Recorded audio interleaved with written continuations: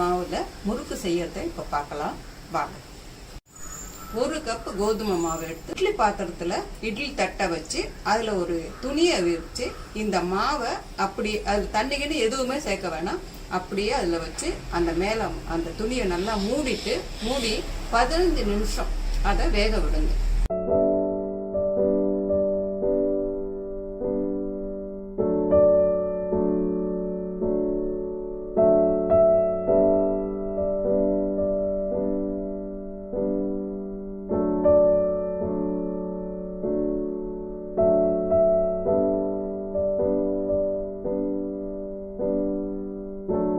பதினஞ்சு நிமிஷம் அந்த மாவு வெந்தோடனே அது அப்படியே கட்டியா இருக்கும். அதை நல்லா உதுத்துட்டு ஆறுனதுக்கு அப்புறம் மிக்சியில போட்டு நல்லா பொடி பண்ணிக்கோங்க. பொடி பண்ணி சலிச்சுக்கோங்க.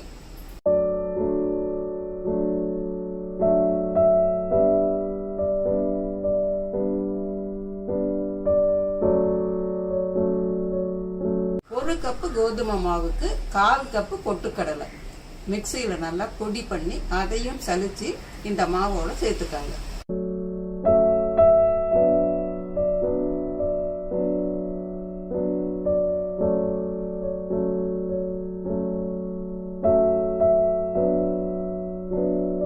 நல்லா 2 ஸ்பூன் எண்ணெய நல்லா காய வச்சு அந்த நுர வர அளவுக்கு அந்த மாவுல ஊத்தி செஞ்சுக்கோங்க. வெண்ணெய் அல்லது நெய் கூட இதுல சேர்த்துக்கலாம். வெண்ணையும் நெய்யும் சேர்க்கிற மாதிரி இருந்ததுன்னா நீங்க சும்மாவே அந்த மாவுல ஊத்திக்கலாம். எண்ணெய் மட்டும்தான் நல்லா காய வச்சு ஊத்தணும். இந்த மாவுக்கு தேவையான உப்பு, ஒரு 1/4 ஸ்பூன் பெருங்காயம், ரெண்டுத்தையும் 1/4 டம்ளர் தண்ணியில நல்லா கரைச்சிட்டு வடிகட்டி இந்த மாவோட சேர்த்துக்கணும்.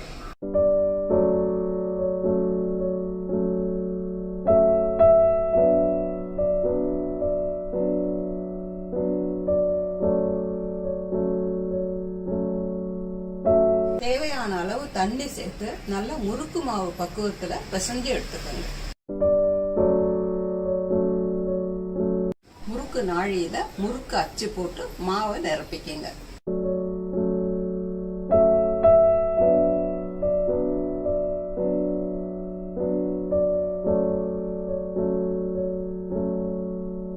எண்ணெயை நல்லா காய வச்சு முறுக்கா புழிஞ்சு எடுத்துக்கோங்க.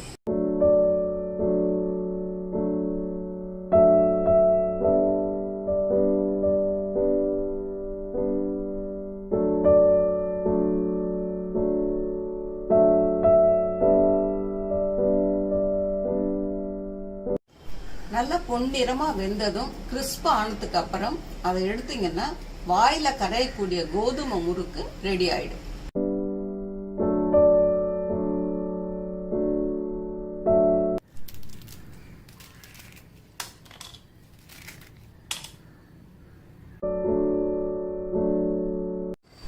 இந்த தீபாவளிக்கு இந்த முறுக்கை எல்லாரும் ட்ரை பண்ணி பாருங்க.